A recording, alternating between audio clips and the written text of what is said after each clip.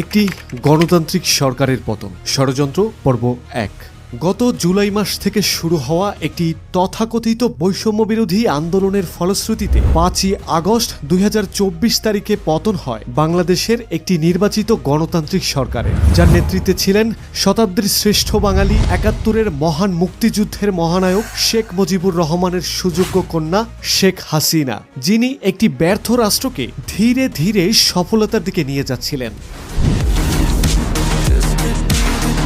পার্শ্ববর্তী দেশগুলোর চেয়ে অর্থনীতির সকল সূচকে এই দেশকে এগিয়ে নিয়ে যাওয়ার জন্য যিনি ছিলেন প্রধান কারিগর, তাকে ক্ষমতা থেকে নামানোর জন্য যে বিলিয়ন ডলারের দেশি বিদেশি ষড়যন্ত্র, সেই ষড়যন্ত্রের বলি হয়ে দেশ থেকে চলে যেতে বাধ্য হয়েছেন একজন সফল প্রধানমন্ত্রী শেখ হাসিনা।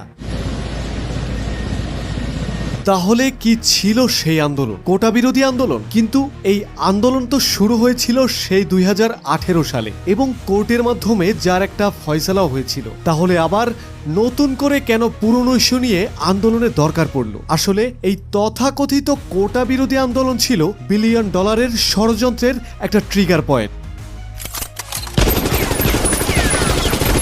যা সরকার কিংবা সাধারণ মানুষ বুঝতে পারেনি। কারা ছিলেন এই আন্দোলনের কুশীলব আর কারা ছিলেন এই আন্দোলনের দেশীয় স্টেক হোল্ডার? এই পর্বে আমরা এই দেশীয় ষড়যন্ত্রকারীদের মুখোশ উন্মোচন করার চেষ্টা করব। আওয়ামী লীগ সরকারের বিভিন্ন রাজনৈতিক ব্যর্থতা এবং ভুল কৌশলের সুযোগে বিগত বছরগুলিতে ঢাকা বিশ্ববিদ্যালয়, বুয়েট এবং প্রাইভেট বিশ্ববিদ্যালয়গুলো এক একটি আধুনিক মাদ্রাসায় পরিণত হয়েছে। আমরা যদি লক্ষ্য করি তাহলে দেখব বৈষম্য বিরোধী আন্দোলনের সমন্বয়ক তাদের বেশিরভাগই স্বাধীনতা চেতনা বিরোধী এবং এদের সঙ্গে যোগ হয়েছে জঙ্গি গোষ্ঠী হিজবুত তাহরির। এমনকি আন্তর্জাতিক ষড়যন্ত্রকারীদের সাথে এদেশের মৌলবাদী মাস্টারমাইন্ডরা এক হয়ে এই ষড়যন্ত্রে লিপ্ত এবং তাদের একটাই উদ্দেশ্য, বাংলাদেশকে আইসিসির আদলে একটি ইসলামী স্টেট হিসেবে গড়ে তোলা, ক্রমান্বয়ে পাকিস্তানের সাথে একত্রিত করা এবং ওয়ান ফেডারেল পাকিস্তানের ধারণাকে ফিরিয়ে আনা। এই ষড়যন্ত্রে প্রথমেই যাদের নাম আসে তারা আর কেউ নয়, একদল কট্টর ইসলামী মৌলবাদী ভাবধারায় পরিচালিত ছাত্র, যারা নিজেদেরকে হিজবুত তাহরির সদস্য হিসেবে পরিচয় দিতে গর্ববোধ করে। সরকার পতনের এই আন্দোলন সাজাতে হিজবুত তাহরির ভূমিকা এবং ঘটনার ভিতরের ঘটনা ও লাশ তৈরিতে নেতৃত্ব দিয়েছে এই সংগঠনটি। এমনকি বেসরকারি বিশ্ববিদ্যালয়গুলোতে আন্দোলনে সংগঠিত হয়েছে এরাই খুন করেছে মুগ্ধ সহ আরো অনেককে। নিষিদ্ধ অস্ত্রে তাদের লাশ ফেলার বিষয়টি ধরতে পারায় ব্রিগেডিয়ার সাখাওয়াতকে দায়িত্ব থেকে সরিয়ে দিয়ে মুক্তি দেওয়া হয় হিজবুত তাহরির প্রধানকে। পুরস্কার হিসেবে হিজবুত তাহরির মাহফুজ আলমকে প্রধান উপদেষ্টার বিশেষ সহকারী করা হয়। এই সংগঠনটি বিভিন্নভাবে দেশের রাজনীতিকে প্রভাবিত করে চলছে, কিন্তু কিভাবে?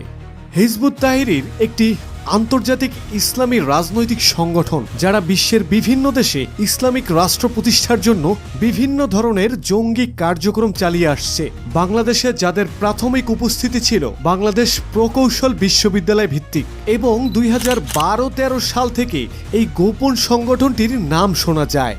পরবর্তীতে সারা দেশে জঙ্গি কার্যক্রম ছড়িয়ে পড়লে তৎকালীন সরকার বাংলাদেশে 2009 সাল থেকে নিষিদ্ধ করে তাদের। এরাই সেই সংগঠন যারা বুয়েটে ছাত্রলীগ তথা ছাত্র রাজনীতি বন্ধ করতে চেয়েছিল। কিন্তু সাম্প্রতিক ঘটনাবলী বিশ্লেষণ করলে দেখা যায় যে এই সংগঠনটি এখনও দেশের অভ্যন্তরে সক্রিয় রয়েছে। গত জুলাই মাসে ঢাকায় যে সরকার বিরোধী আন্দোলন শুরু হয়েছিল তার পিছনে হিজবুত তাহরির ভূমিকা নিয়ে অনেক প্রমাণসহ গুরুতর অভিযোগ রয়েছে। সম্প্রতি বিবিসি বাংলা একটি ভিডিও প্রকাশ করেছে যেখানে হিজবুত তাহরির একজন উচ্চ পর্যায়ের নেতা নিজেই স্বীকার করেছেন যে তারা এই আন্দোলনের মূল চালিকা শক্তির ভূমিকা পালন করেছে। সরকার বিশ্ববিদ্যালয় বন্ধ ঘোষণা করলে আন্দোলনটি প্রথমে ঢাকা বিশ্ববিদ্যালয় থেকে স্থিমিত হতে থাকে। 17 জুলাই 2024 তারিখে যখন ঢাকা বিশ্ববিদ্যালয়ের হলগুলি খালি করে দেওয়া হয় তখন আন্দোলন আরো কিছুটা শান্ত হয়। তবে পরের দিন 18 জুলাই ব্র্যাক ইউনিভার্সিটির গেট থেকে নতুন করে এই আন্দোলনটি শুরু হয়, আর যা ছিল সরকারের কল্পনার বাইরে। শিক্ষকদের সমর্থনে প্ররোচিত হয়ে শিক্ষার্থীরা সুইচ জাল আন্দোলনে ঝাঁপিয়ে পড়ে, আর তা সম্পূর্ণ হয়েছিল এই সংগঠনটির পরিকল্পনা অনুযায়ী। আরো উদ্বেগজনক বিষয় হলো বেসরকারি বিশ্ববিদ্যালয়ের শিক্ষার্থীদের মধ্যে তাদের মতাদর্শ ছড়িয়ে দিচ্ছে। নর্থ সাউথ, ইস্ট ওয়েস্ট এবং ব্র্যাক বিশ্ববিদ্যালয়ের কিছু শিক্ষার্থী এই আন্দোলনে সক্রিয় ভূমিকা পালন করেছে, যা সকল মিডিয়ার মাধ্যমে দিনের আলোর মতো স্পষ্ট প্রমাণিত। সরকার পতনের প্রায় 14 বছর পর হিজবুত তাহরীর প্রধান মুক্তি পায়। অবাক করা ব্যাপার হলো, আইএসআই হত্যা করার দায় নিলেও হোলি আর্টিজান শহীদদের স্মৃতিস্মারক দীপ্ত শপথ ভাস্কর্য ভেঙে হিজবুত তাহরী তাদের ব্যানার টাঙিয়ে দেয় ও সারা দেশে প্রায় 1700টি ভাস্কর্য গুঁড়িয়ে দেয়াতে তাদের অবদান বলে দাবি করে বসে হিজবুত প্রধান। হোলি আর্টিজানের ভাস্কর্য ভেঙে হিজবুত কি বার্তা দিতে চায় বলে আপনি মনে করেন? আন্দোলনের সময় ব্যবহৃত কিছু অস্ত্রশস্ত্র নিয়েও প্রশ্ন উঠেছে বারবার। সাবেক প্রধানমন্ত্রী শেখ হাসিনাও নিজেও প্রশ্ন তুলেছেন, এই বুলেট তো পুলিশের কাছে থাকে না, তাহলে সাধারণ মানুষের কাছে এই বুলেট এলো কোথা থেকে? এই প্রশ্নের জবাব এখনো পাওয়া যায়নি। যদিও ব্রিগেডিয়ার অবসরপ্রাপ্ত সাখাওয়াত হোসেন এই বিষয়টি নিয়ে তদন্তের চেষ্টা করেছিলেন, এর পরপরই তাকে সরিয়ে দেওয়া হয়েছে। হিজবুত তাহরীর সাথে সম্পর্কিত আরেকটি উদ্বেগজনক ও ভয়ঙ্কর বিষয় হলো, সংগঠনটির একজন শীর্ষ নেতা মাহফুজ আলম সম্প্রতি প্রধান উপদেষ্টার বিশেষ সহকারী হিসেবে নিযুক্ত হয়েছেন। অনেক গণমাধ্যম তাকে আন্দোলনের মাস্টারমাইন্ড হিসেবে আখ্যা দিয়েছে। সম্প্রতি প্রধান উপদেষ্টা জাতিসংঘের অধিবেশনের সফরেও তাকে সঙ্গে নেওয়া হয়েছে। এই সিদ্ধান্ত নিয়ে প্রশ্ন তুলেছেন অনেকেই। 2016 সালে হোলি আর্টিজান হামলার মূল পরিকল্পনাকারীরাও ছিল এই সংগঠনটির সদস্য। তখন থেকে হিজবুত তাহরীর বিভিন্ন কার্যক্রম এবং তাদের বিভিন্ন গুরুত্বপূর্ণ স্থানের ভাস্কর্য ভাঙচুরের তৎপরতা ক্রমেই বেড়ে চলেছে। সাম্প্রতিক সময়ে হিজবুত তাহরী দাবি করছে যে তারা সারা দেশে প্রায় 1700টি ভাস্কর্য ধ্বংস করেছে।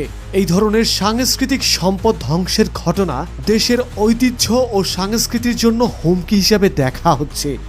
সংগঠনটির অনলাইন সমন্বয়ক ও নর্থ সাউথ বিশ্ববিদ্যালয়ের প্রাক্তন ছাত্র ইমতিয়াজ সেলিম সম্প্রতি একটি সাক্ষাৎকারে স্বীকার করেছেন যে তারা সক্রিয়ভাবে সরকার বিরোধী আন্দোলনে এই আন্দোলনটায় স্বতঃস্ফূর্ত যে গণ অভ্যুত্থান, এটা কোনোভাবে যাতে কালার না হয় এবং কোনোভাবে যাতে এটাকে কেউ প্রভাবিত করতে না পারে, আমরা খুবই সতর্কতার সাথে আপনার উইথাউট আওয়ার ব্যানার আমরা মাঠে ছিলাম।